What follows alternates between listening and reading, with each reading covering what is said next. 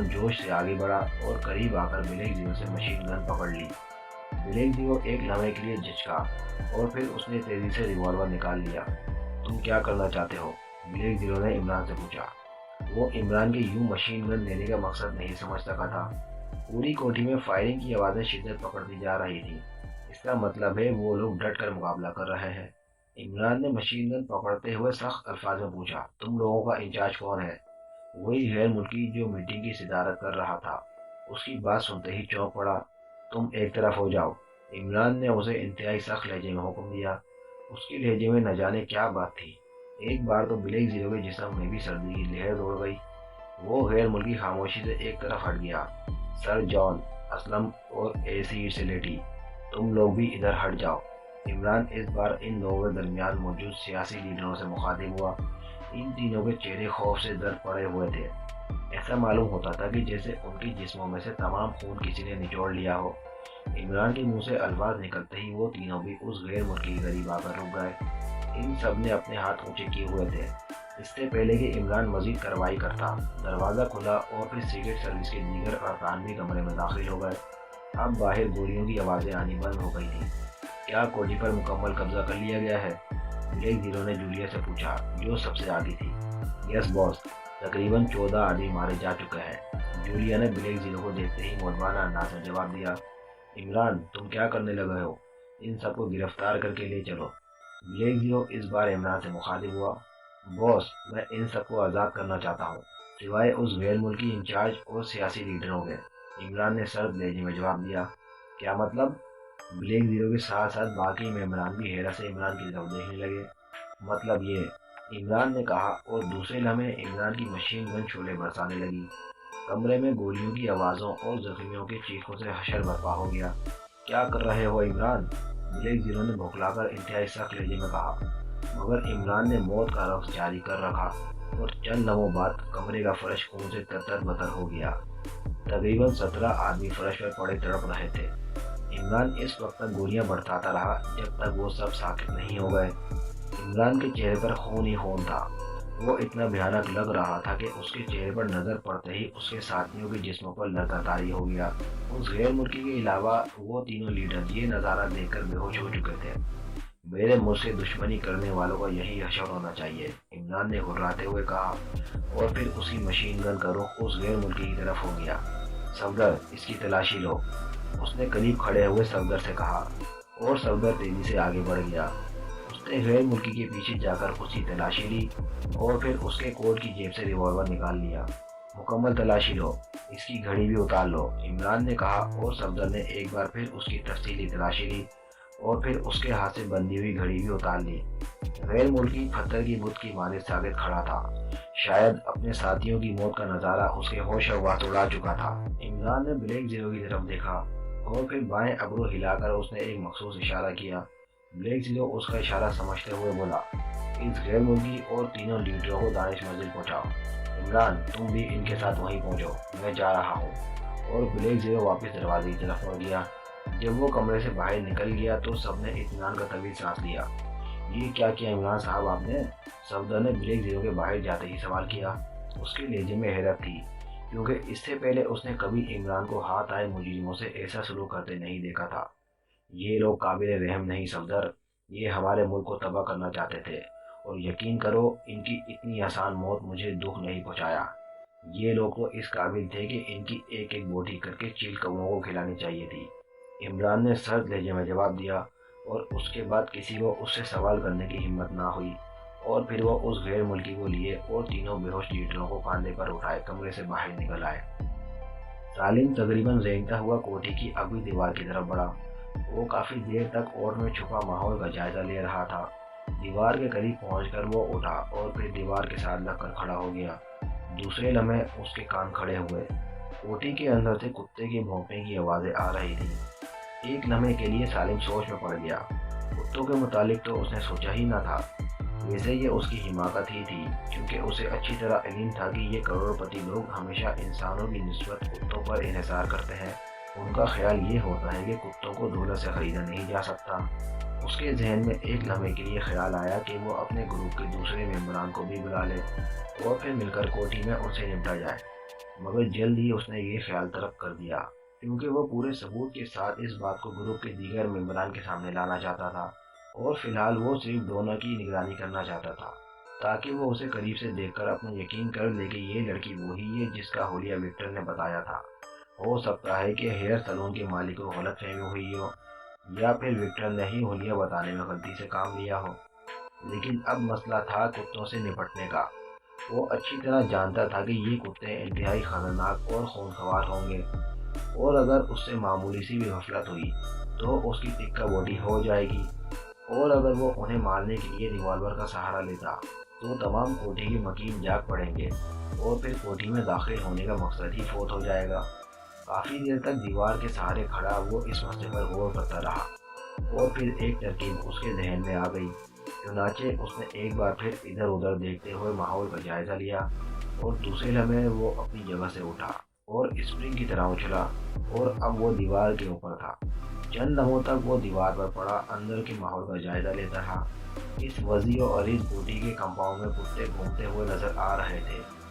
وہ تیزی سے کمپاؤنڈ میں ادھر ادھر دوڑ رہے تھے۔ سالم نے اندازہ لگایا کہ کتوں کی تعداد کم از کم 5 ہے۔ خاصے بڑے اور خونخوار قسم کے کتے معلوم ہوتے تھے۔ سالم نے اپنی ترکیب پر عمل کرتے ہوئے وہیں دیوار پر بیٹھے بیٹھے اپنا اوور کوٹ اتارا، اور پھر وہ اوور کوٹ کو لیے نیچے کود گیا۔ اس کے گرنے سے ایک ہلکا سا دھماکہ ہوا۔ وہ دھماکہ بے حد ہلکا تھا، مگر نیچے دیوار کے ساتھ لمبی سی گھاس اگی ہوئی تھی، مگر اتنا دھماکہ بھی کتوں کی تیز سماعت کے لیے کافی تھا۔ کمپاؤنڈ میں گھومتے ہوئے کتے دھماکے کی آواز سنتے ہی ایک بار چونکے، اور پھر وہ پانچوں کے پانچوں بھونکتے ہوئے تیزی سے ادھر لپکے جدھر سالم پہلے سے ہی ان کے استقبال کے لیے تیار تھا۔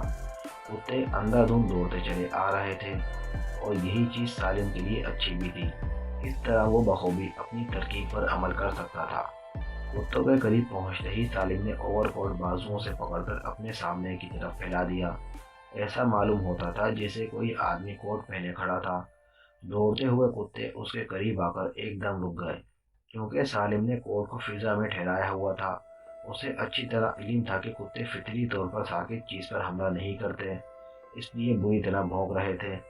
سالم نے اچانک قریب ترین کتے پر اوور کوٹ پھینک دیا۔ کتے نے اچھل کر ایک طرف ہٹ جانا چاہا، مگر بچنے کی بجائے وہ کوٹ میں لپٹتا چلا گیا، اور سالم کے خیال کے عین مطابق تمام کتے اس پر ٹوٹ پڑے۔ وہ شاید اسے کوئی آدمی سمجھے تھے۔ سالم کے لیے اتنا موقع کافی تھا۔ کوٹھی کی دیوار اور اصل عمارت کے درمیان کافی فاصلہ تھا۔ جب تک کہ کتے اس کوٹ کی ٹکا بوٹی کرتے، اس وقت تک وہ دور پہنچ سکتا تھا۔ چنانچہ اس نے کوئی لمحہ ضائع کیے بغیر عمارت کی طرف دوڑ لگا دی۔ کتوں نے ایک سیکنڈ کے لیے سالم کی طرف توجہ کی، مگر پھر وہ دوبارہ کوٹ کی طرف متوجہ ہو گئے، کیونکہ وہ اپنے ایک دشمن سے نپٹنے کے بعد ہی دوسری طرف متوجہ ہوتے تھے۔ اور سالم نے کتوں کی اس نفسیات سے فائدہ اٹھایا تھا۔ جس اسپیڈ سے سالم نے اس وقت دوڑ لگائی تھی، اگر وہ اس اسپیڈ سے اولمپک کے میدان میں دوڑتا تو یقیناً دنیا کی تیز ترین دوڑ کا نیا ریکارڈ قائم ہو جاتا۔ چند ہی لمحوں بعد وہ عمارت کے قریب پہنچ چکا تھا۔ قریب ہی برآمدہ تھا۔ وہ جھٹ سے برآمدے میں داخل ہو گیا۔ اس کے پیروں میں کریب سول موجود تھے، اس لیے آواز کے پیدا ہونے کا سوال ہی پیدا نہیں ہوتا تھا۔ پھر کتوں کی تیز گھرراہٹوں میں اگر ہلکی سی آواز پیدا بھی ہو جاتی تو کون سنتا تھا؟ کتے ابھی تک شاید اس کوٹ کی ٹکا بوٹی کرنے میں مصروف تھے، کیونکہ ان کی گھرراہٹوں کی آوازیں سالم کے کانوں میں آ رہی تھیں۔ سالم برآمدے میں پہنچتے ہی تیزی سے ایک کمرے کی طرف بڑھا۔ اس نے قریب پہنچتے ہی کوٹ کی جیب سے ایک تار نکالی، اور دوسرے ہی لمحے اس نے دروازے کو ہلکا سا دھکا دیا، اور دروازہ بغیر کوئی آواز پیدا کیے کھلتا چلا گیا۔ کمرے میں مکمل اندھیرا تھا، اس لیے سالم تیزی سے اندر داخل ہوتا ہی اس نے سب سے پہلے کام یہ کیا کہ دروازہ بند کر دیا۔ اب وہ کم از کم ان خونخوار کتوں سے محفوظ ہو چکا تھا۔ واپسی کا خیال اسے ضرور آیا تھا کہ واپسی کے وقت پھر کتوں سے پالا پڑے گا، مگر اسے اس کی اتنی پرواہ نہیں تھی، کیونکہ واپسی میں وہ ریوالور بھی استعمال کر سکتا تھا کہ جب تک کہ مکین جاگیں وہ کوٹھی سے کافی دور جا سکتا تھا۔ چند لمحوں تک وہ کھڑا آہٹ لیتا رہا، پھر اس نے جیب سے پینسل ٹارچ نکالی، اور روشنی کی باریک لکیر میں اس نے کمرے کا جائزہ لینا شروع کیا، اور کمرے میں موجود فرنیچر سے اس کو اندازہ لگانے میں دیر نہیں لگی کہ یہ کمرہ ڈرائنگ روم کے طور پر استعمال ہوتا ہے۔ سامنے ایک اور دروازہ تھا جو کم از کم بند نہیں تھا۔ سالم تیزی سے اس دروازے کی طرف بڑھا، اور پھر جب وہ دروازہ کھول کر دوسری طرف گیا تو اس نے اپنے آپ کو ایک بڑے سے ہال میں پایا جس کے درمیان میں ایک بڑے کھانے کی میز موجود تھی۔ سالم سمجھ گیا کہ یہ پارٹی ہال ہے، ڈونا اپنے مہمانوں کی دعوت کے لیے اسے استعمال کرتی ہوگی۔ اسے ڈونا کی خوابگاہ کی تلاش تھی اور جلد ہی وہ وہاں تک پہنچنے میں کامیاب ہو گیا۔ ان کے ہال سے گزر کر جب وہ ایک کمرے میں پہنچا تو اس کے سامنے ایک بند دروازہ تھا اور جس کی درز میں سے ہلکی سی روشنی چھن کر آ رہی تھی۔ یقیناً خوابگاہ تھی، مگر کس کی؟ آیا ڈونا کی یا کسی اور کی؟ اس کا فیصلہ تو خوابگاہ میں داخل ہونے کے بعد ہی کیا جا سکتا تھا۔ چنانچہ اس نے یہاں بھی تار والا فارمولہ استعمال کیا اور پھر جب دروازے کو کھول کر وہ اندر داخل ہوا تو اس کا دل بلیوں اچھلنے لگا، کیونکہ سامنے شاندار مسیری پر ڈونا سو رہی تھی۔ ہلکی نیلی روشنی میں اور قیمتی لباس میں سوتی ہوئی وہ اس دنیا کی اور ہی مخلوق نظر آ رہی تھی۔ اس کا حلیہ بالکل ہو بہو اسی طرح تھا جس طرح وکٹر نے اسے بتایا تھا۔ وہ چند لمحوں تک مبہوت کھڑا خواب دیدہ حسن کو دیکھتا رہا اور پھر جب ڈونا نے کروٹ لی تو وہ چونک پڑا۔ اس نے تیز نظروں سے کمرے کا جائزہ لیا۔ اسے معلوم تھا کہ یہ خواب دیدہ حسن اگر واقعی وکٹر کے بیان کے مطابق ان مجرموں کا سرغنہ ہے جنہوں نے اس وقت تمام دنیا کے امن کو تہہ و بالا کیا ہوا ہے، تو یہ حسن انتہائی خطرناک بھی ثابت ہو سکتا ہے۔ اسے خیال آیا کہ ہو سکتا ہے اس نے اپنی مسیری کے گرد کوئی حفاظتی اقدامات بھی لیے ہوئے ہوں، اس لیے وہ محتاط رہ کر کام کرنا چاہتا تھا۔ آخر جب بغور جائزہ لینے کے بعد اسے کوئی مشکوک چیز نظر نہ آئی تو اس نے اسے جگانے کا فیصلہ کیا۔ مادام ڈونا، تمہارے لیے ایک بہت بری خبر ہے، اس نے اچانک سخت دبے لہجے میں کہا۔ اس نے گو اپنی طرف سے کافی ہلکی آواز میں کہا تھا، مگر کمرے میں چھائے ہوئے گہرے سکوت میں اس کی آواز نے جیسے بھونچال پیدا کر دیا ہو۔ ڈونا یکدم ہڑبڑا کر اٹھ بیٹھی۔ وہ آنکھیں پھاڑ پھاڑ کر سامنے کھڑے سالم کی طرف دیکھ رہی تھی، جو ہاتھ میں ریوالور پکڑے کھڑا معنی خیز انداز میں مسکرا رہا تھا۔ کیا بات ہے، کون ہو تم، اور اس طرح میری خوابگاہ میں گھسنے کی جرات تم نے کس طرح کی؟ پوری طرح سنبھلنے کے بعد اس نے تیزی سے میز پر لگے ہوئے بٹن کو دباتے ہوئے کہا۔ بٹن کے دبتے ہی کمرہ تیز روشنی سے منور ہو گیا۔ میں تمہارے لیے ایک بری خبر لایا ہوں، سالم نے ریوالور والے ہاتھ کو ہلکا سا جھٹکا دیتے ہوئے کہا۔ کیا مطلب؟ ڈونا نے حیرت بھرے لہجے میں سوال کیا۔ مادام ڈونا، دوسرے لفظوں میں مادام بٹرفلائی، تمہارا پلان ناکام رہا۔ تم نے تمام دنیا پر حکومت کرنے کا جو خواب دیکھا تھا اب اسے بھول جاؤ، اس وقت تم عالمی مجرم ہو، سالم نے رک رک کر گمبھیر لہجے میں کہا۔ وہ مادام ڈونا کو نفسیاتی طور پر مغلوب کرنا چاہتا تھا۔ کیسا پلان اور کیسا خواب؟ کیا تم پاگل ہو؟ مادام اب پوری طرح سنبھل چکی تھی، اس لیے اس بار اس کا لہجہ بھی تلخ ہو گیا تھا۔ وکٹر کہاں ہے؟ سالم نے اچانک سوال کیا، مگر اس کی تیز نظروں نے مادام کو چونکتے ہوئے نہیں دیکھا۔ کون وکٹر؟ مگر ٹھہرو، پہلے میں تمہارا انتظام کرتی ہوں۔ یہ تمام چوکیدار کہاں مر گئے، اور اس پاگل کو میری خوابگاہ میں گھسنے کی ہمت کیسے ہوئی؟ مادام نے بڑبڑاتے ہوئے مسیری سے نیچے اترنے کے لیے پیر لٹکائے۔ خبردار، اگر تم نے حرکت کی تو میں تمہارے اوپر گولیاں چلانے سے بھی دریغ نہیں کروں گا، سالم نے سخت لہجے میں کہا، اور مادام جہاں تھی وہاں رک گئی۔ اوہ، تم کیا چاہتے ہو؟ اس بار اس کے لہجے میں بے بسی تھی۔ بتاؤ، وہ آدمی کہاں ہے جسے تم نے ہوٹل میں ٹریپ کیا تھا؟ سالم نے پھر پوچھا، اور اس بار اس کی تیز نظروں سے مادام کا بے اختیار چونکنا بچ نہ سکا۔ مادام نے ایک لمحے سے بھی کم عرصے میں اپنے آپ پر قابو پا لیا تھا، مگر سالم سمجھ گیا کہ وہ صحیح فرد تک پہنچ گیا ہے۔ مجھے کچھ نہیں معلوم، تم دفع ہو جاؤ، اس بار میں تمہیں معاف کرتی ہوں۔ اگر آئندہ ایسی کوئی حرکت کی تو کتوں سے تمہاری بوٹیاں نچوا دوں گی، مادام نے تقریباً چلاتے ہوئے کہا۔ آہستہ بولو، تم زور سے بول کر اپنے آدمیوں کو تو بلا سکتی ہو، مگر جب تک تمہارے آدمی یہاں تک پہنچیں گے تم ملک عدم روانہ ہو چکی ہوگی۔ سالم کو بھی غصہ آ گیا۔ آخر تم چاہتے کیا ہو؟ کیا تم پاگل ہو؟ اور روپیہ چاہتے ہو تو صبح آ جانا، میرا وعدہ رہا کہ تمہیں $100-200 دے دوں گی، مادام نے جھلائے ہوئے لہجے میں جواب دیا، مگر اس کی نظریں سالم کے چہرے پر جمی ہوئی تھی، جیسے وہ دل ہی دل میں سالم کے متعلق اندازہ لگا رہی ہو کہ وہ کس طرح سے مات کھا سکے گا۔ جو میں پوچھ رہا ہوں اس کا جواب دو، سالم نے اس کی بات نظر انداز کرتے ہوئے کہا، اور اس کے ساتھ ہی وہ ایک قدم بڑھا کر آگے آ گیا۔ مادام اٹھ کر کھڑی ہو گئی، اس پر جیسے ہسٹریا کا دورہ پڑ گیا تھا۔ نکل جاؤ میرے کمرے سے، لفنگے، بدماش، چور، ڈاکو، لٹیرے، نکل جاؤ، ورنہ میں تمہاری کھال اتروا کر اس میں گھوس بھروا دوں گی، اس نے تقریباً چیختے ہوئے کہا۔ اس کا چہرہ غصے کی شدت سے بگڑ گیا تھا۔ अब वो हसीना की बजाय किसी खौफनाक चुड़ैल का रूप धार चुकी थी। सालिम को मादाम से इस अचानक रवैये की तवक्को नहीं थी, इसलिए एक लम्हे के लिए बौखला सा गया, और यही लम्हा उसके लिए गिरा साबित हुआ, क्योंकि पलक झपकते ही मादाम ने झपट कर उसके रिवॉल्वर पर हाथ डाल दिया था। मादाम ने अचानक ही उसकी कलाई पर अपनी हथेली की ज़रब लगाई थी, जिसमें उसने रिवॉल्वर पकड़ा हुआ था, इसलिए रिवॉल्वर उसके हाथ से निकलकर दूर जा पड़ा, और इससे पहले कि वो संभलता, मादाम ने पूरी कुव्वत से एक घूंसा उसके पेट में मार दिया। मादाम का हाथ तो नरम और नाजुक था, मगर उसकी उंगली में पहनी हुई बड़ी सी मीनारनुमा अंगूठी ने उसके पेट पर शदीद ज़रब लगाई थी, मगर सालिम इस ज़रब को सह गया, और उसका बायां हाथ बिजली की सी तेज़ी से हरकत में आया, और एक जोरदार घूंसा मादाम की कनपट्टी पर पड़ा, और मादाम उछलकर मसेरी के मुकाबिल पड़े सोफे पर जा गई। सालिम एक तरफ पड़े हुए रिवॉल्वर की तरफ लपका, मगर मादाम के मुतालिक उसका अंदाज़ा गलत निकला। उस नरम और नाजुक और हसीन जिस्म में बल की कुव्वत और बर्दाश्त पोशीदा थी, क्योंकि सोफे पर गिरते ही वो स्प्रिंग की तरह उछली, और दूसरे ही लम्हे उसकी दोनों टांगें सालिम के बाएं पहलू पर पूरी कुव्वत से पड़ी, और वो दीवार से जा लगा। उसे अपने इस मौके पर नाज था जो उसने अभी मादाम को मारा था। अच्छे अच्छे बदमाश उसका एक मुक्का खाकर घटा हुईल हो जाया करते थे, मगर मादाम पर उस मौके का कोई खास असर नहीं मालूम होता था। सालिम के संभलने से पहले ही मादाम फर्श से उठ खड़ी हुई। उधर सालिम ने भी उस पर हल्ला बोल दिया, मगर मादाम पर कर्राटे का खतरनाक वार करने की उसके दिल में हसरत ही रही, क्योंकि मादाम ने उसकी कोहनी से अपना जिस्म बचाकर उस पर जोड़ों का खतरनाक वार कर दिया, और सालिम को यूं महसूस हुआ जैसे उसके पेट में मौजूद तमाम आंतें मुड़ गई हों। नाकाबिले बर्दाश्त दर्द की तेज लहर उसके जिस्म में दौड़ती चली गई, और उसकी आंखों के सामने एकदम अंधेरा सा छा गया। इससे पहले कि वो इस शदीद तरीन ज़रब से संभलता, उसकी गर्दन पर एक जोरदार ज़रब लगी, और वो ज़मीन बोस होता चला गया। मादाम ने झपट कर दरवाजे के करीब लगे हुए स्विच बोर्ड पर लगा हुआ एक बटन दबा दिया, और फिर सीधी होकर फर्श से उठने की कोशिश करते हुए सालिम को देखने लगी।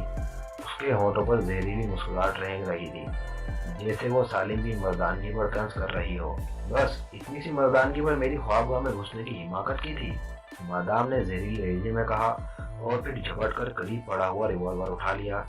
सालिम अब उठ खड़ा होने में कामयाब हो गया था, मगर उसकी नाक और मुंह से खून बह रहा था। उसके चेहरे पर शदीद करब के आसार थे। वो एक लम्हे तक खाली खोली नजरों से मादाम को देखता रहा, फिर उसकी आंखों में एकदम शोले लपकने लगे। ऐसा मालूम होता था जैसे इस बार वो मादाम का खून पिए बगैर नहीं रहेगा। मगर इससे पहले कि वो हरकत करता, अचानक दरवाज़ा खुला और 3 मुसल्लह आदमी अंदर दाखिल हुए।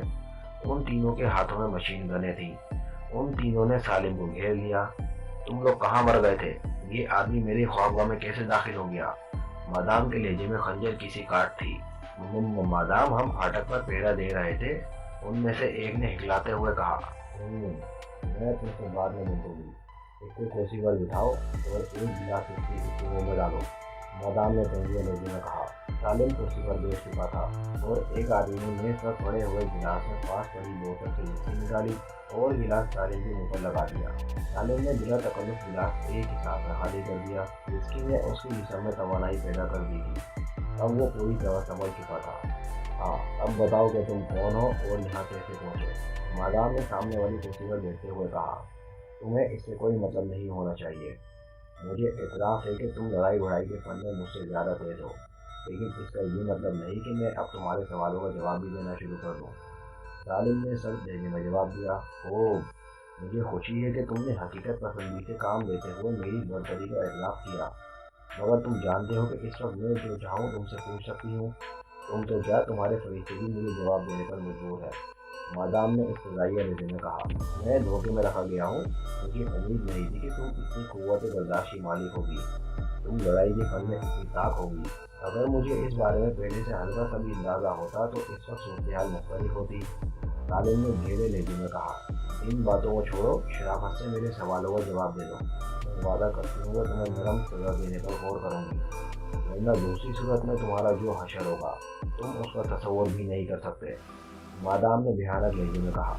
मैं तुम्हारे किसी सवाल का जवाब नहीं दूंगा, तुम जो चाहो कर सकती हो, सालिम ने मजबूत लहजे में कहा। क्या तुम ISSB के नुमाइंदे हो? मादाम ने अचानक सवाल दाग दिया, और सालिम ना चाहने के बावजूद बिगड़ अख्तियार चौंक पड़ा।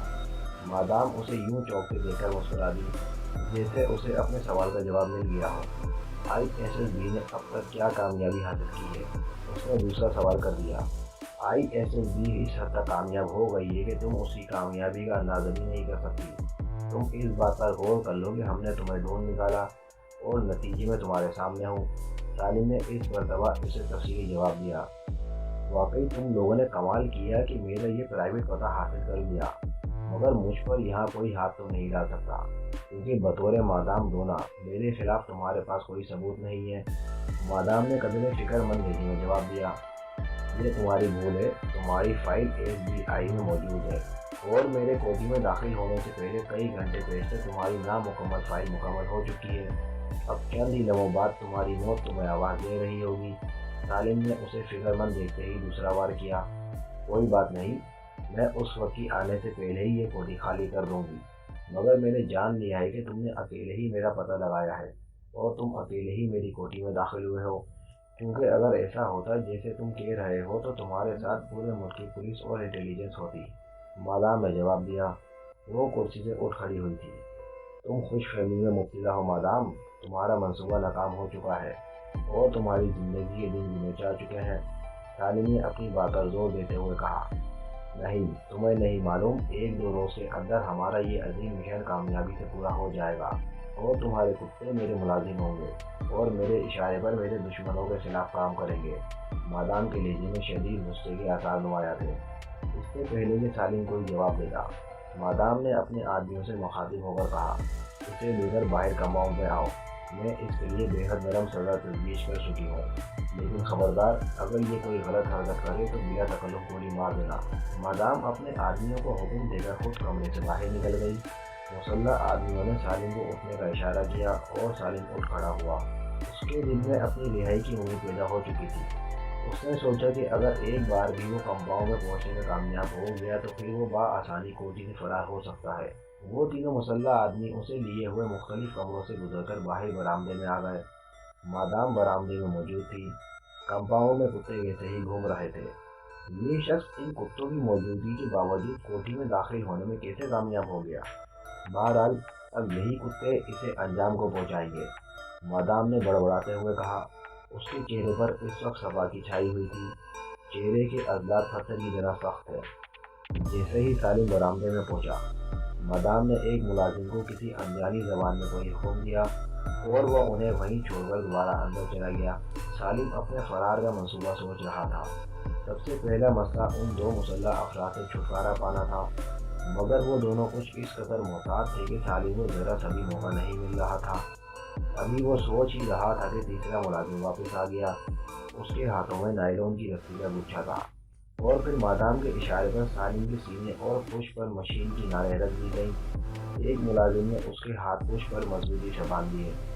سالم نے جدوجہد کرنے کی کافی کوشش کی، مگر 2 مشین گنوں نے اسے بے بس کر دیا تھا۔ چند ہی لمحوں بعد اس کے ہاتھ اور پاؤں بن چکے تھے۔ اس کے منہ میں رومال ٹھور دو اور اوپر سے ٹیپ لگا دو، مادام نے شفاف لہجے میں حکم دیا، اور ملازم نے چند ہی لمحوں میں اس کے حکم کی تعمیل کر دی۔ اسے اٹھا کر سامنے کمپاؤنڈ میں ڈال دو، آج کتوں کو پیٹ بھر کر گوشت ملنا چاہیے، مادام نے سخت لہجے میں حکم دیا، اور اس کے حکم سے ایک بار تو ملازموں کے جسموں پر بھی لرزہ طاری ہو گیا۔ سالم کا بھیانک انجام ان کے سامنے تھا۔ کتے اس پر بری طرح ٹوٹ پڑتے اور سالم غریب کے جسم پر گوشت کی ایک بوٹی بھی نہ بچتی۔ سالم کو بھی اپنا انجام نظر آ گیا۔ اس نے آخری بار اس بھیانک انجام سے بچنے کے لیے جدوجہد کی، مگر اب وہ بری طرح بے بس ہو چکا تھا۔ وہ سوچ رہا تھا کہ اگر اسے پہلے سے پتہ ہوتا کہ یہ چڑیل اس کے ساتھ ایسا سلوک کرے گی تو وہ مشین گنوں کی پرواہ کیے بغیر ان سے ٹکرا جاتا۔ موت کی آنی تھی تو کم از کم اس قدر بھیانک تو نہ ہوتی۔ پھینک دو، مادام نے چیخ کر کہا، اور خادموں نے اسے ہاتھوں پر اٹھا لیا اور دوسرے لمحے اسے اس طرح کمپاؤنڈ میں پھینک دیا جیسے وہ کسی بلا سے پیچھے چھڑانا چاہتے ہوں۔ جیسے ہی سالم کا بندھا ہوا جسم زمین پر گرا، بھونکتے ہوئے کتے بے تحاشا اس پر ٹوٹ پڑے۔ وہ اس کے جسم کو بری طرح جھنجھوڑ رہے تھے اور سالم بیچارہ چیخ بھی نہیں سکتا تھا۔ مادام بڑے اطمینان سے کھڑی یہ ہولناک نظارہ دیکھ رہی تھی۔ اس کے پیچھے کھڑے ہوئے ملازموں نے خوف سے آنکھیں بند کر لی تھیں۔ سالم کا جسم خونخوار اور آدم خور کتوں کے درمیان گیند کی طرح لڑک رہا تھا۔ اور شاید فطری طور پر زندگی بچانے کی آخری جدوجہد کر رہا تھا، مگر جلد ہی اس کا جسم ساکت ہو گیا۔ وہ بے ہوش ہو چکا تھا یا ابدی نیند سو چکا تھا۔ تقریباً آدھی ضیافت اڑانے کے بعد جب وہ کتے علیحدہ ہوئے تو زمین پر قالین کے بجائے اس کی چند شکستہ ہڈیاں پڑی رہ گئی تھیں۔ کتوں کو بند کر دو اور ان ہڈیوں کو گٹر میں پھینک دو، اگلی جگہ خون سے صاف ہونی چاہیے، مادام نے پیچھے کھڑے ملازموں کو حکم دیتے ہوئے کہا، اور خود اس نے اطمینان سے واپس کمرے کی طرف مڑ گئی۔ اس کے چہرے پر ایسی مسکراہٹ تھی جیسے اب تک وہ کوئی دلچسپ تماشا دیکھتی نہیں ہو۔ کافی بڑا ہال تھا جو کھچا کھچ بھرا ہوا تھا۔ تقریباً 50 کے قریب آدمی ایک میز کے قریب بیٹھے ہوئے تھے۔ گو ہال میں موجود افراد کی تعداد کافی زیادہ تھی، مگر اس کے باوجود وہاں ایک گمبھیر خاموشی طاری تھی۔ ہر شخص کا چہرہ لٹکا ہوا تھا، آنکھوں کی چمک بان تھی، اور یہ سب اپنی اپنی سوچوں میں گم تھے۔ ایک کونے میں عمران اور اس کے دونوں طرف صفدر اور کیپٹن شکیل بھی موجود تھے۔ عمران تو آنکھیں بند کیے باقاعدہ اونگ رہا تھا، مگر صفدر اور کیپٹن شکیل حال میں موجود افراد کے چہروں کا جائزہ لینے میں مصروف تھے۔ اچانک صدر میٹنگ نے، جو انتہائی بائیں کونے میں سر جھکائے بیٹھا تھا، اپنا سر اٹھایا اور پھر گمبھیر لہجے میں کہا، مجھے افسوس ہے دوستوں کہ ہم انتہائی نازک صورتحال سے دوچار ہیں، اور ہم وسیع تجربات اور اپنے پیچھے اپنے اپنے ملکوں کی مکمل طاقت رکھنے کے باوجود ان نامعلوم مجرموں کے ہاتھوں بے بس ہو چکے ہیں۔ تمام دنیا میں امن و امان روز بروز تباہ ہوتا جا رہا ہے۔ ہر ملک کے باغی سیاسی عناصر بے پناہ قوت سے ابھر رہے ہیں، اور ان کی سازشیں اس حد تک مکمل ہیں کہ حکومتیں بے بس نظر آ رہی ہیں۔ مگر کیا حکومت ان باغی عناصر کو گرفتار نہیں کر سکتی؟ ایک ممبر نے رائے دی۔ چند ملکوں نے اس فارمولے پر عمل کیا، مگر وہاں حالات اور زیادہ بگڑ گئے۔ دراصل ہر ملک کی عوام انتہائی جذباتی اور ناآسودہ ہوتے ہیں، اس لیے ان کی بظاہر حمایت کر کے اگر کوئی لیڈر چاہے تو اس ملک کو مکمل تباہی کے گڑھے میں دھکیل سکتا ہے، اور پھر اگر اس لیڈر کو گرفتار کر لیا جائے تو اس کی سیاسی قوت میں بے پناہ اضافہ ہو جاتا ہے، اور اس کا سیاسی کیریئر جیل میں جاتے ہی اتنا بڑھ جاتا ہے کہ اس کا ہاتھ حکومت کی گرد میں پہنچنے میں کامیاب ہو جاتا ہے۔ مگر آخر تمام دنیا کی سیاست دانوں نے اس کا کیا حل سوچا ہے؟ صدر کے قریب بیٹھے ایک ممبر نے کہا، ہاں واقعی یہ ہمارا کام تو نہیں کہ ہم سیاسی لیڈروں کی طرح عوام میں تقریریں کرتے پھریں اور عوام کو مطمئن کر سکیں۔ ایک اور ممبر نے اس کی تائید کر دی، اس کے لہجے میں بے پناہ تنقید تھی۔ دوستو، یہ جھلاہٹ ہماری ناکامی کا نتیجہ ہے۔ دراصل جو کام ہمارے ذمہ لگایا گیا ہے وہ یہ ہے کہ ہم اس تخریبی طاقت کا پتہ چلا کر اس کا قلع کما کر دیں جو ان تمام حالات کے ذمہ دار ہے، اور جس کی شے اور پشت پناہی سے یہ کمزور سیاسی عناصر اتنے طاقتور بن گئے ہیں کہ ایوان حکومت لرزۂ براندام ہو چکے ہیں۔ صدر نے مدربرانہ لہجے میں جواب دیا، کیا کسی ملک میں ان شورشوں پر قابو بھی پایا جا سکا ہے؟ ایک ممبر نے سوال کیا، اور سب ممبر چونک کر ایک دوسرے کو دیکھنے لگے۔ ہاں، ایک ایشیائی ملک ماکیشیا اس سلسلے میں خوش قسمت رہا ہے کہ وہاں اس شورش پر قابو پا لیا گیا ہے، صدر نے جواب دیا۔ اس کی نظریں گھومتی ہوئی عمران پر جم گئی، جو آنکھیں بند کیے باقاعدگی سے اونگ رہا تھا۔ اوہ، وہ کیسے؟ اگر ایسا ہوا ہے تو ان کا تجربہ ہمیں کوئی کلیو مہیا کر سکتا ہے، اسی ممبر نے حیرت سے جواب دیا۔ ماکیشیا کے نمائندے مسٹر عمران یہاں موجود ہیں، میرے خیال میں وہ اس موضوع پر زیادہ اچھی طرح روشنی ڈال سکتے ہیں۔ مسٹر عمران، ہمیں تفصیل بتائیے، صدر نے عمران کی طرف دیکھتے ہوئے کہا، مگر عمران بدستور اونگنے میں مصروف تھا۔ سب لوگوں کی نظریں عمران پر جم گئیں۔ کچھ افراد کے چہروں پر عمران کی حالت دیکھ کر استثنائیہ مسکراہٹ تیرنے لگی۔ صفدر نے عمران کو ٹھوکر لگاتے ہوئے کہا، عمران صاحب ہوش میں آئیے، سب آپ کی طرف متوجہ ہیں۔ اور عمران اچھل کر سیدھا ہو گیا۔ کیا میرے چہرے پر کوئی فلم چل رہی ہے کہ سب میری طرف متوجہ ہیں؟ عمران نے بھوکلا کر کہا، اور تمام حال بے احتیاط ایگوں سے گونج اٹھا۔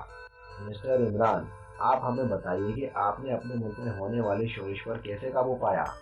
صدر میٹنگ نے بھی مسکراتے ہوئے کہا، اوہ تو یہ بات ہے، ہاں تو سنیے۔ دراصل میرے پاس بتی والے بابا کا تعویذ ہے، وہ میں نے آگ میں جلایا اور تمام سازشی ہاتھ باندھے سامنے آ کر کھڑے ہوئے، میں نے انہیں گولی مار دی، بس اتنی سی بات تھی۔ خواہ بخواہ آپ نے میری نیند حرام دی، عمران نے کہا اور دوبارہ آنکھیں بند کر کے اونگنے لگا۔ سب ممبران حیرت اور تعجب سے ایک دوسرے کی طرف دیکھنے لگے۔ عمران کا جواب ان میں سے کسی کے پلے نہیں پڑا تھا۔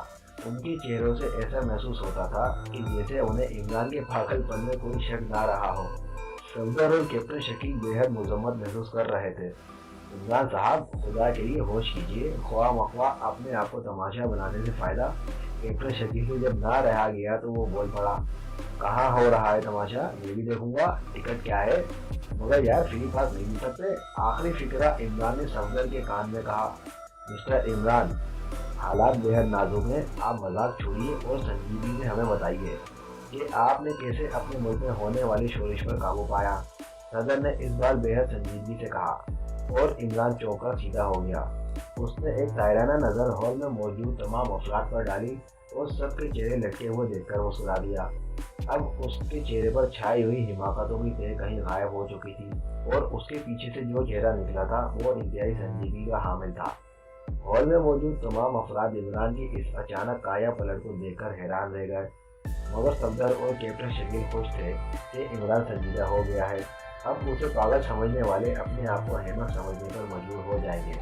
صاحب صدر اور موجود دوستوں، سب سے پہلے تو میں آپ حضرات سے یہ پوچھنا چاہتا ہوں کہ جب آپ نے ان مجرموں کے خلاف کام کرنے کے لیے بیورو قائم کیا تھا تو آپ نے ہم ایشیائی لوگوں کو کیوں نظر انداز کر دیا تھا؟ کیا آپ کا خیال یہ تھا کہ ہم اس قابل نہیں کہ مجرم کے خلاف کام کر سکیں، یا پھر ہم اس قابل نہیں کہ یورپین نسل کے اعلیٰ لوگوں کے درمیان بیٹھ سکیں؟ اور اگر ایسا تھا تو پھر اب ہماری کیوں ضرورت پڑ گئی؟ عمران نے کاٹ کھانے والے لہجے میں کہا، اور اس کی اس بات کا ہال میں موجود یورپین ممبران پر گہرا اثر ہوا۔ ان کے سر ندامت سے جھک گئے۔ ہم سے غلطی ہو گئی ہے مسٹر عمران، اور ہم نے اپنی اس غلطی کا خمیازہ بھگت لیا۔ میری آپ سے درخواست ہے کہ جب حالات نازک ترین موڑ پر آ پہنچے ہیں تو ہمیں ذاتی اختلافات بھلا کر مل جل کر دنیا کی بھلائی کے لیے کام کرنا چاہیے۔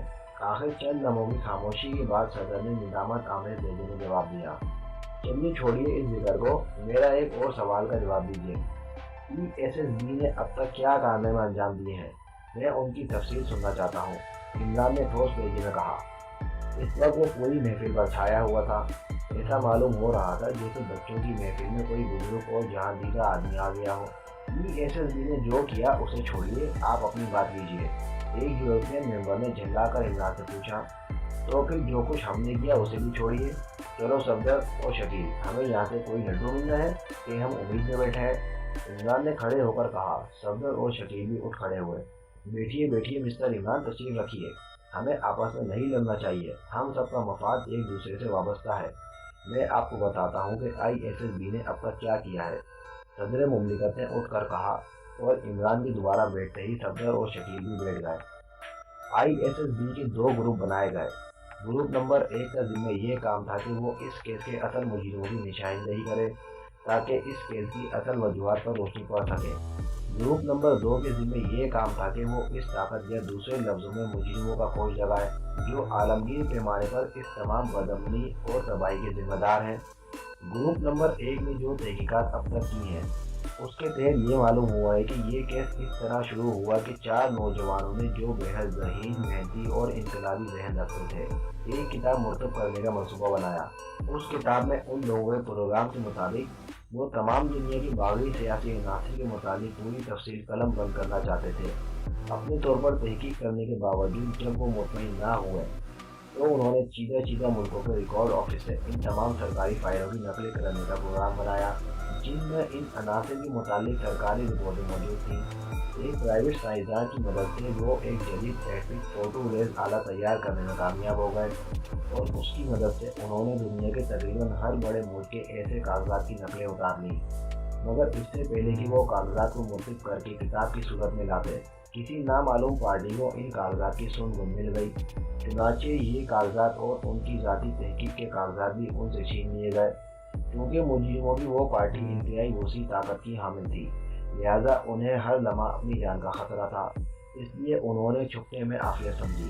گروپ نمبر 1 میں موجود سیکرٹ آفس نے انہیں ڈھونڈ نکالا اور وہ آلہ بھی قبضہ کر لیا، مگر چونکہ انہوں نے کوئی جرم نہیں کیا تھا اس لیے مجبوراً انہیں گرفتار کرنے کی بجائے ان کی نگرانی کی جا رہی ہے، جو ابھی تک جاری ہے۔ گروپ نمبر 1 کا کام ختم ہو جاتا ہے۔ اب آئیے گروپ نمبر 2 کی طرف۔ گروپ نمبر 2 اس سلسلے میں قطعی ناکام رہا۔ اس گروپ کے ایک ممبر وکٹر نے انچارج سالم کو ایک اطلاع پہنچائی اور مسٹر سالم نے وہ مبہم سی اطلاع دیگر ممبران کو بھیج دی، مگر اس کے بعد مسٹر سالم اور وکٹر دونوں غائب ہو گئے۔ چنانچہ باقی ممبران بھی کچھ نہ کر سکے اور اس طرح یہ گروپ اپنے مشن میں قطعی ناکام رہا، حالانکہ سب سے اہم اور بنیادی کام اسی گروپ نے کرنا تھا۔ ادھر ملکوں کے حالات روز بروز بگڑتے جا رہے ہیں، اس لیے مجبوراً تمام دنیا کی سیکرٹ سروس کے نمائندوں کی یہ جنرل میٹنگ کال کی گئی تاکہ مل جل کر اس مسئلے کا حل نکالا جائے۔ مگر اس میٹنگ میں بھی میں دیکھ رہا ہوں کہ ہم لوگ آپس میں بے دست و پا ہیں، ہمارے پاس کوئی ایسا کلیو نہیں جس کے تحت ہم آگے بڑھ سکیں۔ صدر نے تفصیل سے بتایا اور پھر وہ کرسی پر بیٹھ گیا۔ پہلی بات تو یہ ہے کہ اس موضوع پر کتاب لکھنا یا اس کے لیے مواد اکٹھا کرنا کوئی جرم نہیں ہے۔ اگر یہ جرم ہے بھی تو میں ان کے لیے اس لیے بھیانک سزا کی سفارش کرتا ہوں کہ انہوں نے یہ جرم کیوں نہیں کیا۔ کاش وہ جرم کرتے تو یقیناً دنیا ان حالات سے دوچار نہ ہوتی جن سے آپ اب ہیں، کیونکہ کتاب شائع ہونے کے بعد تمام حکومتیں ان باغی سیاسی عناصر کی کارکردگی اور زاویہ نظر سے آگاہ ہو جاتی اور اس طرح وہ بخوبی ان کا قلع کما کر سکیں۔ دوسرا یہ کہ پھر ان سیاسی عناصر کے لیے بھی حکومت کے خلاف کوئی قدم اٹھانا ان کی موت بن جاتی۔ تیسرا، عوام بھی ان عناصر کے اصل کرتوتوں اور عزائم سے واقف ہو جاتے، اس لیے وہ ان کے بہکانے میں آ کر بھی ملک میں بد امنی نہ پھیلاتے۔ یہ کتاب ان باغی سیاسی عناصر کے چہرے سے عوام دوستی اور حب الوطنی کا پردہ ہٹا کر عوام کو ان کے اصل چہرہ دکھا دیتی۔ اس لیے میں سمجھتا ہوں کہ انہوں نے یہ جرم نہ کر کے جرم کیا ہے جس کی انہیں زیادہ سے زیادہ سزا ملنی چاہیے۔ اب آئیے دوسری طرف، آپ کا ISS بھی ان مجرموں کی کھوج لگانے میں قطعی ناکام ہو چکا ہے جو اس وقت ان سیاسی عناصر کی پشت پناہی کر رہے ہیں۔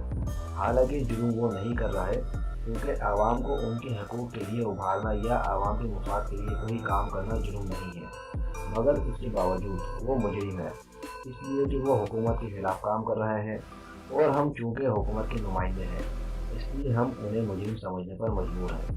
دوسرے لفظوں میں آپ انہیں بے جرم مجرم کہہ سکتے ہیں۔ آپ نے پوچھا تھا کہ ہم نے اپنے ملک میں ہونے والی شورش پر کیسے قابو پا لیا، تو اس کی تفصیل بیان کرنے کا کوئی فائدہ نہیں، بس میں اتنا آپ لوگوں کو بتا دیتا ہوں کہ کل صبح تک یہ بے جرم مجرم آپ کے سامنے ہوں گے۔ وہ سب اس وقت میری مٹھی میں ہیں۔ عمران نے بڑی سنجیدگی سے پوری تقریر کر ڈالی اور حال میں موجود تمام افراد بڑی حیرت سے عمران کی تقریر سن رہے تھے، اور واقعی صفدر کا خیال درست تھا۔ اس سے پہلے جنہوں نے عمران کو پاگل سمجھا تھا اب انہیں اپنی دماغی صحت پر شک ہو گیا تھا، مگر عمران کے آخری فکر نے تو ہال میں بھونچال پیدا کر دیا تھا۔ ایسا محسوس ہوتا تھا جیسے ہال میں ایٹم بم آ گرا ہو۔ ہر شخص اس فکر پر بری طرح چونکا، اور نہ صرف چونکا بلکہ اچھل پڑنے پر مجبور ہو گیا۔ تو کیا آپ مجرموں کو جانتے ہیں؟ ایک ممبر نے بھوکلا کر عمران سے سوال کیا۔ جی ہاں، بس اتنا جانتا ہوں کہ وہ موجود ہے، اس کے علاوہ مجھے ان کے متعلق کچھ معلوم نہیں، عمران نے جواب دیا، اور تمام ممبران یوں منہ لٹکا کر بیٹھے جیسے غبارے سے ہوا نکل گئی ہو۔ تو پھر آپ اتنا بڑا دعویٰ کس بنا پر کر رہے ہیں؟ صدر نے سوال کیا۔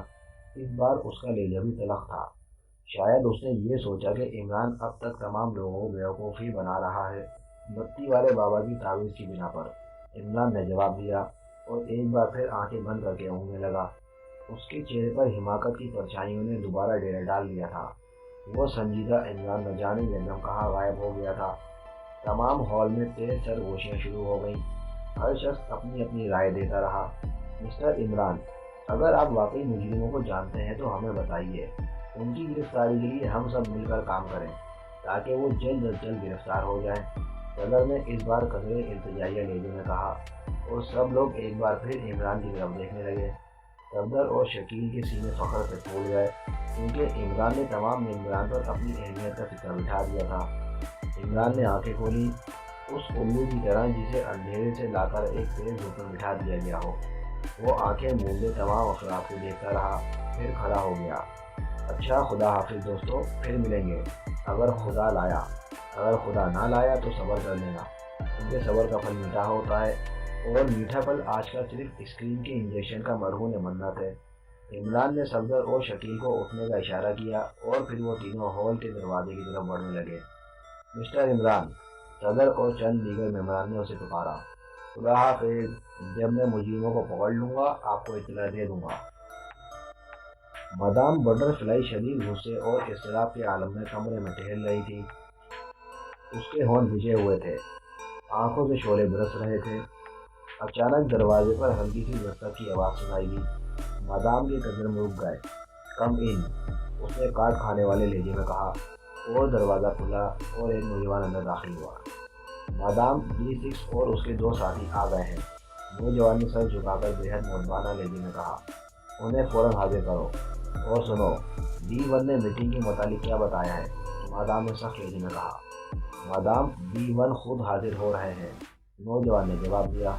ٹھیک ہے، تم جاؤ اور D6 اور اس کے ساتھیوں کو بھیج دو، مادام نے ایک کرسی پر بیٹھتے ہوئے کہا۔ تب اس کی بے چینی قدرے کم ہو گئی تھی، آنکھیں ابھی تک شعلہ برسا رہی تھی۔ چند لمحوں بعد دروازہ کھلا اور 3 آدمی اندر داخل ہوئے۔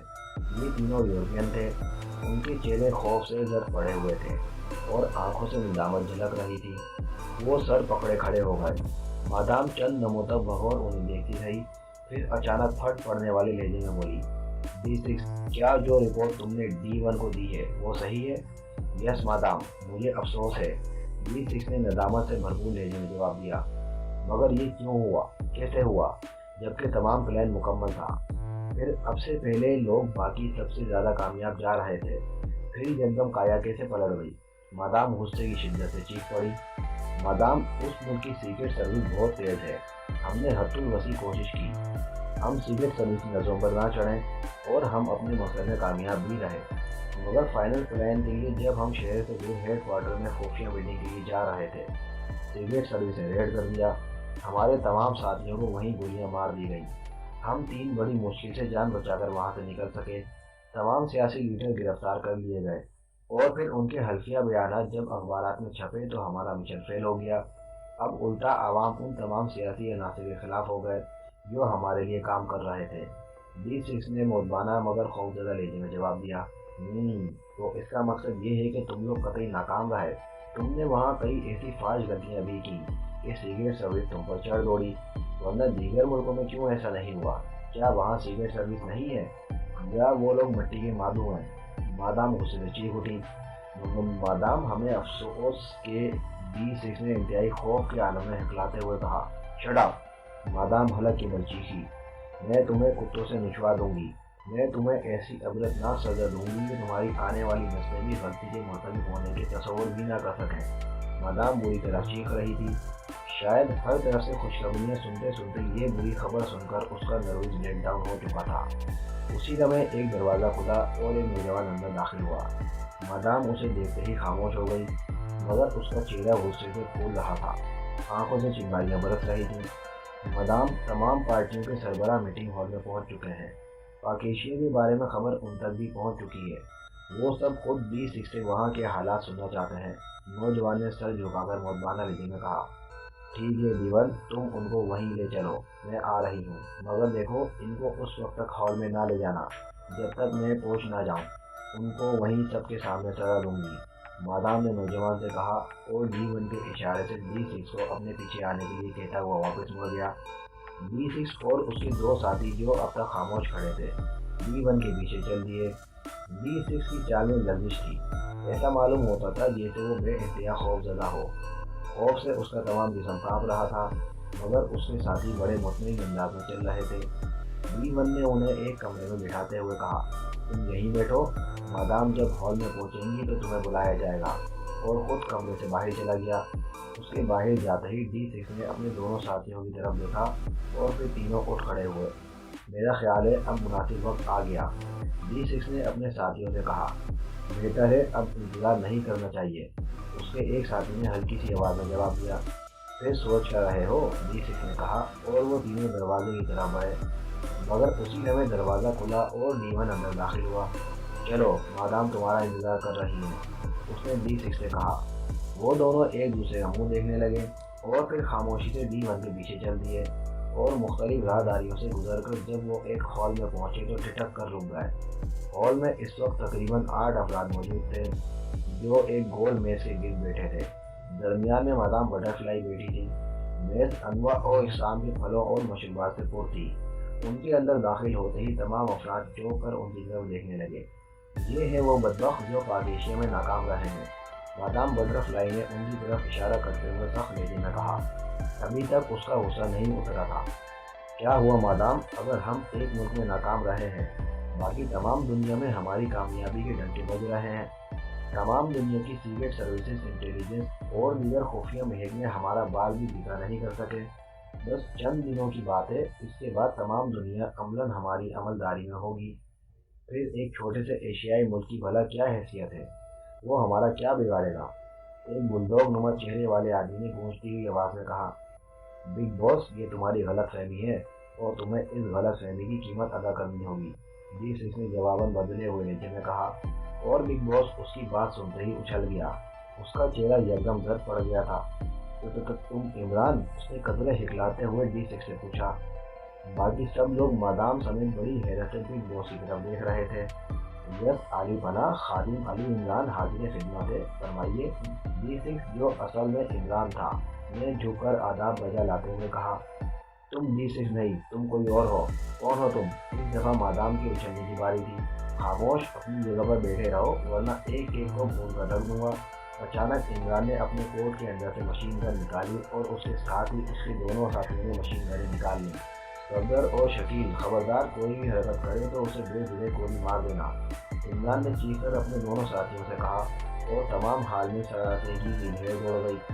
مجھے افسوس ہے، آپ لوگوں کے پلان ناکام ہو گئے۔ اب آپ باری باری اپنا تعارف کروا دیجیے۔ مجھے تو یہ اچھی طرح علم ہے کہ آپ لوگوں کا بزنس کیا ہے، مگر سوائے چند لوگوں کے باقیوں کو میں جانتا نہیں، اس لیے تعارف ضروری ہے، عمران نے مزاحیہ لہجے میں جواب دیا۔ تمہیں کتنی رقم چاہیے نوجوان، بولو اور ہمارا پیچھا چھوڑ دو۔ اچانک مادام بول پڑی۔ بس تم مسکرا دو تو میں شہید ہو جاؤں گا، البتہ اپنے ساتھیوں کے متعلق کچھ نہیں کہہ سکتا، عمران نے مسکراتے ہوئے کہا۔ یہ کسی اور مٹی کے بنے ہوئے ہیں، مگر اس سے قبل کے مادام کوئی جواب دیتی، اچانک روشن دان سے دیکھ وقت 3 فائر ہوئے اور تینوں کے ہاتھوں سے مشین گنیں نکل گئیں۔ جیسے ہی ان کے ہاتھوں سے مشین گنیں نکلی، مادام کے بھرپور ٹھیکے سے پورا حال گونج اٹھا۔ تم نے مادام بٹر فلائی کو کیا سمجھا تھا؟ مجھ پر ہاتھ اٹھانے والا آج تک زندہ بچر واپس نہیں گیا، اس نے نخوت سے بھرپور لہجے میں کہا۔ اس کے ہاتھ میں ریوالور چمک رہا تھا۔ مادام، یہ شخص دنیا کا سب سے عیار اور خطرناک انسان ہے، آپ وقت ضائع کیے بغیر اسے فوراً گولی مار دیں، بگ باس نے مادام کو مشورہ دیتے ہوئے کہا۔ خاموش رہو بگ باس، اس حقیر آدمی کی کیا وقت ہے کہ میرے لیے خطرناک ثابت ہو؟ میں اسے گولی مارنے کی بجائے اس کی بوٹیاں کتوں سے نچواؤں گی، مادام نے سخت لہجے میں جواب دیا۔ عمران خاموش کھڑا تھا۔ اوپر روشن دان سے 3 ریوالوروں کی نالیاں ان کو روکے کھڑی تھیں اور سامنے مادام ریوالور لیے ڈائلاگ بول رہی تھی، مگر عمران کے چہرے پر اطمینان کے آثار جیسے منجمد ہو کر رہ گئے تھے۔ وہ یوں کھڑا تھا جیسے اس کے سامنے کوئی ڈرامہ ہو رہا ہو۔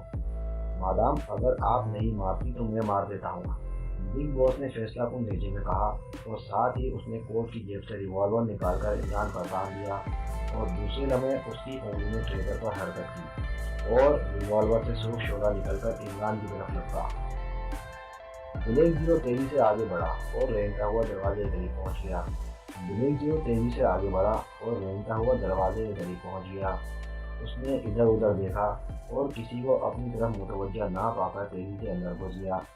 یہ ایک چھوٹا سا کمرہ تھا جس میں ایک میز کے قریب 2 کرسیاں پڑی تھیں۔ چند لمحوں تک دروازے کے قریب کھڑا ماحول کا جائزہ لیتا رہا۔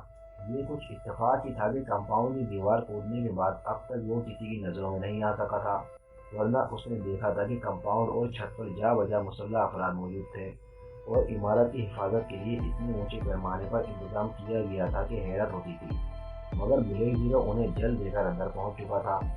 کمرے کا سامنے والا دروازہ کھلا ہوا تھا۔ وہ تیزی سے اس دروازے کی طرف بڑھا، مگر دوسرے لمحے ٹھٹک کر رک گیا۔ اس کمرے میں کوئی موجود تھا۔ اس نے آہستہ سے پردے کی سائڈ سے اندر نظر ڈالی۔ سامنے الماری کی طرف منہ کیے نوجوان کھڑا تھا، شاید وہ الماری سے کوئی کاغذات نکال رہا تھا۔ ابھی بلیک زیرو کچھ سوچ ہی رہا تھا کہ آیا وہ کمرے میں داخل ہو جائے یا نہیں کہ باہر سے اسے قدموں کی آواز دروازے کی طرف آتی سنائی دی۔ شاید کوئی آدمی اس کمرے کی طرف آ رہا تھا۔ بلیک زیرو نے ادھر ادھر دیکھا، فوری طور پر چھپنے کی کوئی جگہ نہیں تھی۔ قدموں کی آواز اب بالکل نزدیک آ گئی تھی۔ آنے والا چند ہی لمحوں میں کمرے میں داخل ہونے والا تھا۔ بلیک زیرو کے لیے اس کے سوا کوئی اور چارہ نہیں تھا کہ وہ تیزی سے نوجوان والے کمرے میں داخل ہو جائے۔ چنانچہ اس نے ایسا ہی کیا۔ اس نے اپنی طرف سے بڑی احتیاط کی تھی، مگر وہ اس بات کا کیا کرتا کہ جیسے ہی وہ اندر داخل ہوا اسی لمحے وہ نوجوان کاغذ اٹھا کر مڑا اب بلیک زیرو اور نوجوان آمنے سامنے تھے۔ نوجوان کا منہ بلیک زیرو کو اپنے سامنے یوں اچانک دیکھ کر حیرت سے کھلا رہ گیا۔ بلیک زیرو کے ہاتھ میں مشین گن تھی جو اس نے نوجوان کی طرف سیدھی کر رکھی تھی۔ اگر آواز نکلی تو یہیں ڈھیر کر دوں گا، بلیک زیرو نے سانپ کی طرح پھنکارتے ہوئے کہا۔ اس کے کان کمرے کی دوسری طرف لگے ہوئے تھے اور پھر اس نے دروازہ کھول کر کسی کو اندر آتے سنا، مگر اسی لمحے اندر آنے والا واپس مڑ گیا۔ شاید کمرہ خالی پا کر وہ واپس مڑ گیا تھا۔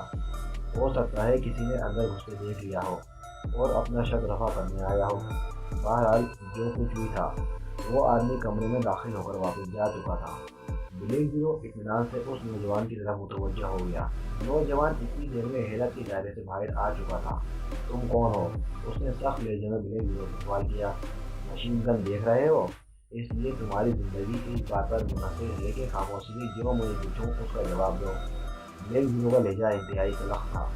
نوجوان کی نظریں بلیک زیرو پر جمی ہوئی تھی۔ وہ شاید بلیک زیرو کی بات کا اندازہ کرنا چاہتا تھا کہ اس میں کہاں تک صداقت ہے۔ تم کیا چاہتے ہو؟ نوجوان نے اس بار مطمئن انداز میں پوچھا۔ مادام کہاں ہے؟ بلیک زیرو نے سوال کیا۔ کون مادام؟ میں کسی مادام کو نہیں جانتا، نوجوان نے جواب دیا۔ ٹھیک ہے پھر تم چھٹی کرو۔ بلیک زیرو 2 قدم آگے بڑھ گیا۔ اس کے لہجے میں موت کی سنجیدگی تھی۔ پھر جو کچھ ہوا خلاف توقع ہی ہوا۔ نوجوان کا ہاتھ بجلی کی سی تیزی سے حرکت میں آیا اور میز پر پڑا ہوا پین بندوق سے نکلی ہوئی گولی کی طرح بلیک زیرو کے اس ہاتھ پر پڑا جس سے اس نے مشین گن سنبھالی ہوئی تھی۔ اس اچانک ضرب سے اس کے ہاتھ سے مشین گن نکل کر نیچے جا پڑی اور اس سے پہلے کہ وہ سنبھلتا، نوجوان نے درمیان میں پڑی ہوئی میز اس پر الٹ دی۔ بلیک زیرو پیچھے ہٹا اور نوجوان نے چیتے کی طرح اس پر چھلانگ لگا دی، مگر یہاں وہ مار کھا گیا۔ بلیک زیرو اب تک سنبھل چکا تھا، چنانچہ اس نے نوجوان کو اپنے اوپر روکا اور پھر سائیڈ میں اچھال دیا۔ نوجوان ہوا میں گھومتا ہوا کمرے کی دیوار سے جا ٹکرایا، مگر دیوار سے ٹکراتے ہی اتنی ہی تیزی سے واپس بلیک زیرو پر آ پڑا جیسے دیوار میں اسپرنگ لگے ہوئے ہوں۔ بلیک زیرو کو اس سے اتنی پھرتی کی توقع نہیں تھی، اس لیے اس بار بلیک زیرو کے قدم اکھڑ گئے اور وہ فرش پر گر پڑا۔ نوجوان اس کے اوپر تھا۔ بلیک زیرو نے تیزی سے کروٹ لی اور پھر نوجوان کی گردن اس کی مضبوط بازوؤں کے حصار میں آ گئی اور پھر وہ سیدھا کھڑا ہو گیا۔ نوجوان کی پشت اب بلیک زیرو کے سینے کی طرف تھی اور اس کی گردن اس کے بازوؤں میں۔ نوجوان نے تیزی سے اپنی کونی بلیک زیرو کے پیٹ میں ماری، مگر بلیک زیرو نے اپنے جسم کو موڑ کر کراٹے کے اس خطرناک ترین داؤ سے اپنے آپ کو بچا لیا۔ اس نے ایک ہاتھ تو اس کی گردن کے گرد ہی لینے دیا اور دوسرا اس کی کمر کے گرد لپیٹ لیا۔ اب نوجوان پوری طرح اس کے قابو میں تھا۔ اس نے اپنے اس بازو کو زور سے جھٹکا دیا جو نوجوان کی گردن کے گرد لپٹا ہوا تھا اور نوجوان کے حلق سے بے اختیار اوف کی آواز نکلی۔ اس کا دم گھٹنے کے قریب تھا۔ بلیک زیرو اس کی گردن پر دباؤ بڑھاتا چلا گیا۔ بتاؤ مادام کہاں ہے؟ بلیک زیرو نے سرسراتی ہوئی آواز میں پوچھا۔ یہی ہے، نوجوان کے حلق سے بڑی مشکل سے الفاظ نکل رہے تھے۔ تم کون ہو؟ بلیک زیرو نے دوسرا سوال کیا۔ D1۔ نوجوان کے حلق سے بڑی مشکل سے الفاظ نکلے۔ اس کا چہرہ سرخ ہو رہا تھا، آنکھیں پھٹنے کے قریب ہو گئی تھی۔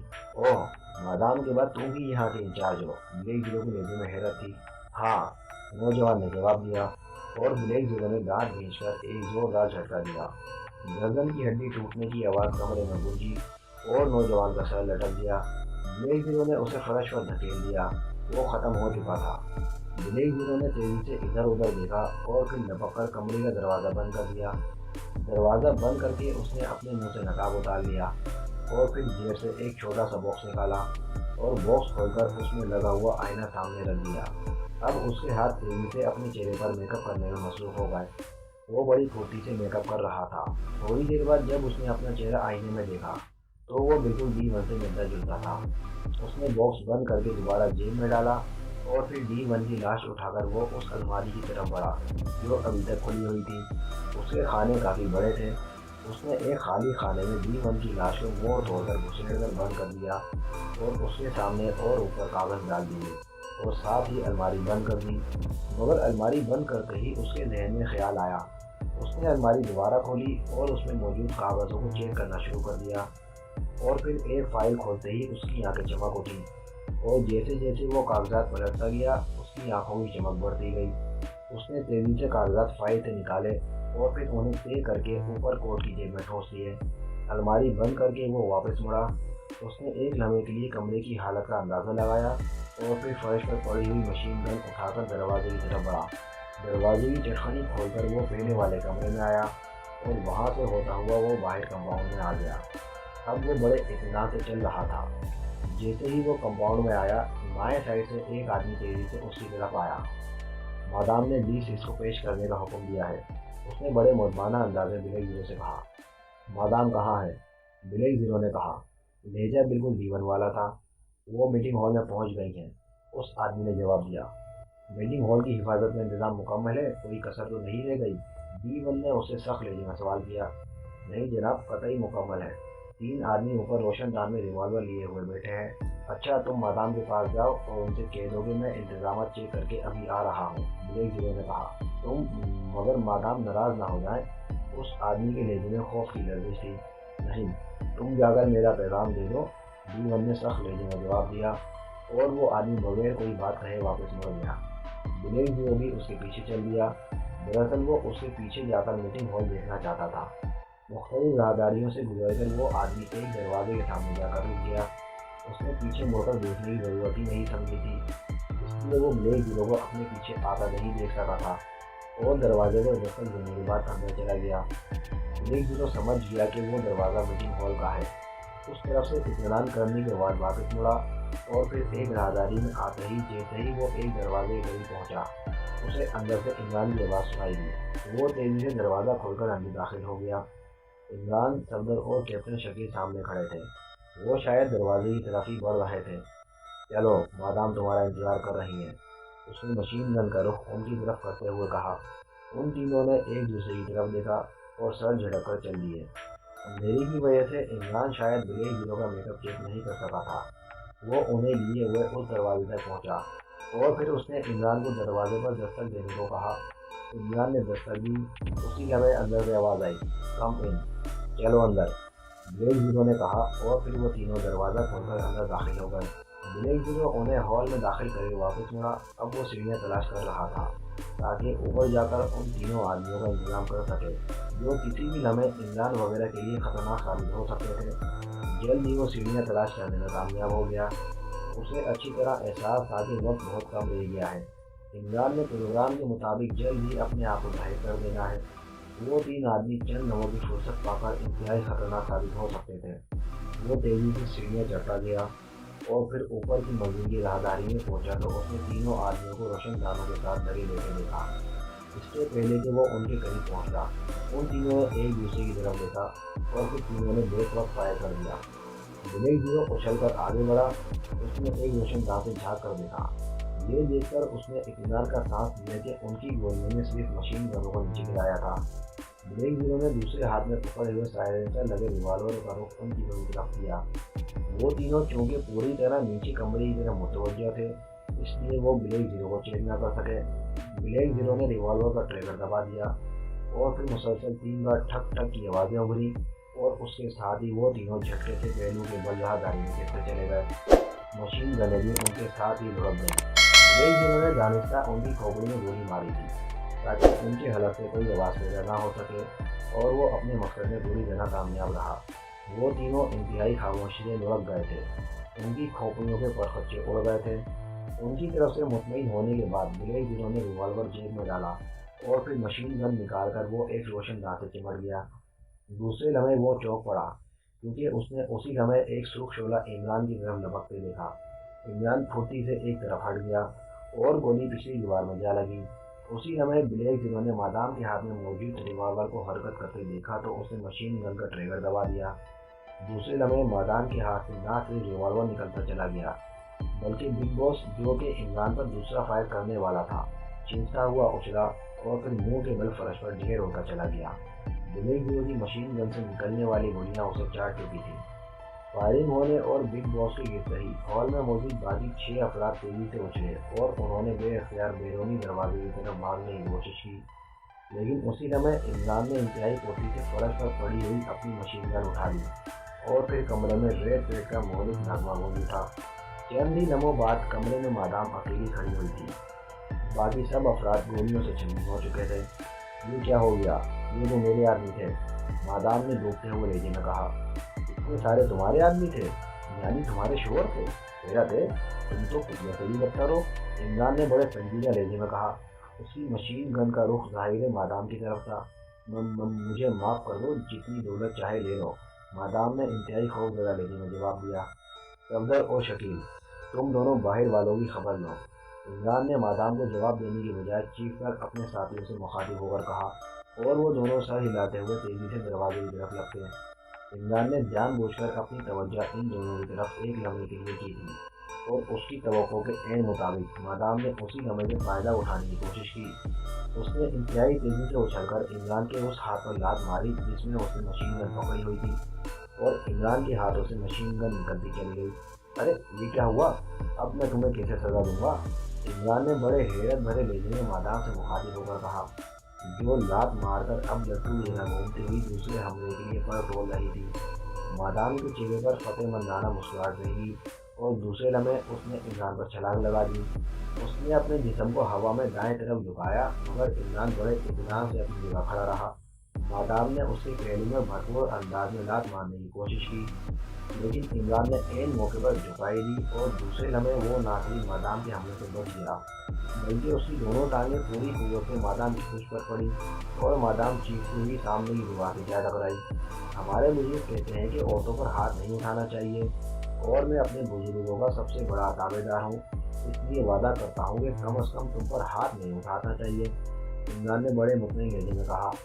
مادام دیوار سے ٹکرا کر پلٹی، اور پھر وہ توپ سے نکلنے والے گولے کی طرح اڑتی ہوئی عمران کی طرف آئی۔ وہ عمران کے سینے میں بھرپور ٹکر مارنا چاہتی تھی، مگر ظاہر ہے جب تک عمران نہ چاہے اس کے جسم کو کوئی انگلی نہیں لگا سکتا تھا۔ عمران دکھ گرفتاری سے پھولوں کے بل فرش پر گرا، اور اس نے ایک ٹانگ کو دوسری طرف جھٹکا دیا تو مادام اڑتی ہوئی پوری قوت سے مخالف دیوار سے جا ٹکرائی۔ اس کے حلق سے بے احتیاط چیخ نکل گئی۔ عمران ایک جھٹکے سے اٹھ کھڑا ہوا۔ مادام اس بار جب اٹھی تو اس کے ہاتھ میں ریوالور چمک رہا تھا۔ اب میں دیکھوں گی کہ تمہارے جسم میں کتنے سوراخ ہو سکتے ہیں، مادام نے غصے سے چیختے ہوئے کہا۔ صرف دیکھو گی یا گن بھی لوگی؟ عمران نے مسکراتے ہوئے کہا۔ مادام نے ٹریگر دبا دیا۔ عمران دکھ گرفتاری سے ایک طرف ہٹا، اور مادام پر تو جنون اور وحشت کا دورہ پڑ گیا۔ وہ مسلسل ٹریگر دباتی رہی، اور عمران گروپ کے کوندے کی طرح کمرے میں اچھل رہا تھا۔ جب خالی ریوالور ہو چکنے کی مخصوص آواز ابھری تو عمران رک گیا۔ سوراخ گننے آسان اور بنانے مشکل ہوتے ہیں مادام، عمران نے مسکراتے ہوئے کہا، اور مادام نے جھنجھلا کر ریوالور ہی عمران پر کھینچ مارا۔ ظاہر ہے اس کے سوا وہ اور کیا کر سکتی تھی۔ اب تیار ہو جاؤ مادام، تم نے بہت کوشش کر لی، اچانک عمران نے پتھر کی طرح سخت لہجے میں کہا، اور پھر وہ تیزی سے آگے بڑھا، اور اس سے پہلے کہ مادام سنبھلتی، عمران اپنی جگہ سے کسی اسپرنگ کی طرح اچھلا، اور دوسرے لمحے اس کی لات گھومتی ہوئی مادام کے پیروں پر پڑی، اور وہ چیختی ہوئی مخالف سیٹ میں گرنے لگی کہ عمران نے دوسری لات اس کے دوسرے پیروں پر ماری، اور مادام کے منہ سے بے اختیار ایک چیخ نکل گئی، اور وہ پشت کے بل فرش پر گر گئی۔ اسی لمحے عمران ہوا میں اچھلا، اور پھر وہ دونوں پاؤں جوڑ کر مادام کی پنڈلی پر گرا، اور مادام کے منہ سے کربناک چیخ نکل گئی۔ پنڈلی کی ہڈی ٹوٹنے کی آواز صاف سنائی دی تھی۔ تم عورت نہیں بلکہ عورت کے نام پر دھبا ہو، پھر بھی میں تم پر ہاتھ نہیں اٹھاؤں گا، عمران نے سخت لہجے میں کہا۔ دوسرے لمحے اس نے ایک لات مادام کی گردن پر رکھ کر تیزی سے اپنے جسم کو موڑا، اور مادام کا پورا جسم یوں پھڑکنے لگا جیسے ذبح ہوتی ہوئی بھیڑ پھڑکتی ہے۔ وہ بری طرح ہاتھ پیر مار رہی تھی، اس کا چہرہ یکلک بگڑ گیا تھا۔ عمران اسے یوں دیکھ رہا تھا جیسے کسی ارقیت کو مرتے دیکھ رہا ہو۔ اسی لمحے دروازہ کھلا، اور بلیک زیرو منہ پر نقاب لگائے اور ہاتھ میں مشین گن اٹھائے اندر داخل ہوا۔ تم نے مجرم کو مار دیا، اسے زندہ رہنا چاہیے تھا، بلیک زیرو نے تلخ لہجے میں کہا۔ صفدر اور کیپٹن شکیل اس کے پیچھے اندر آئے تھے۔ تو آپ کر لیں زندہ، مجھ سے قسم اٹھوا لیں کہ میں نے اسے ہاتھ لگایا ہو، عمران نے بڑے عاجزانہ انداز میں کھریاتے ہوئے کہا۔ اتنی دیر میں مادام ختم ہو چکی تھی۔ عمران نے دور کے زوردار گھماؤں سے مادام کی گردن توڑ ڈالی تھی۔ مارنے کے لیے ہاتھ لگانا ضروری نہیں ہوتا، بلیک زیرو نے کڑک لہجے میں کہا۔ مجھے معلوم ہے جناب، قاتل نگاہوں سے بھی مارا جا سکتا ہے، عمران نے بڑے سنجیدہ لہجے میں کہا، اور بلیک زیرو کے پیچھے کھڑے ہوئے صفدر اور کیپٹن شکیل کے چہروں پر بے اختیار مسکراہٹ رہ گئی۔ اس کوٹھی کی مکمل تلاشی لے کر رپورٹ کرو، بلیک زیرو نے تیزی سے مڑ کر صفدر اور کیپٹن شکیل سے کہا۔ یس سر، ان دونوں نے فوراً موڑتا ہوتے ہوئے کہا، اور بلیک زیرو تیز قدم اٹھاتا کمرے سے باہر نکلتا چلا گیا۔ آپ بھی کمال کے آدمی ہیں، बहुत से भी मजाक करने से नहीं चौंकते। सफदर ने ब्लेक जियो को जाते ही हंसते हुए कहा, कमाल का नहीं, सुलेमान जैसे बाकमाल का आदमी हूँ। इमरान ने मुस्कुराते हुए कहा, और फिर वो भी दरवाजे की तरफ बढ़ने लगा। आप कहाँ जा रहे हैं? कोठी की तलाशी नहीं लेनी? कैप्टन शकील ने उसे दरवाजे की तरफ बढ़ते देखकर पूछा। क्या करूँगा तलाशी लेकर? कोठी का असल सरमाया तो तुम्हारे सामने पड़ा है। बाकी जो चंद आशिकों के खतूत होंगे वो तुम अपने बॉस को दे देना, शायद उसे भी किसी को खत लिखने का तरीका आ जाए। इमरान ने बुरा सा मुंह बनाते हुए कहा। और फिर सफदर और कैप्टन शकील ने मुश्तरका कहना सुने बगैर वो तेजी से दरवाज़ा क्रॉस करके बाहर निकलता चला गया। खत्म शुद्ध।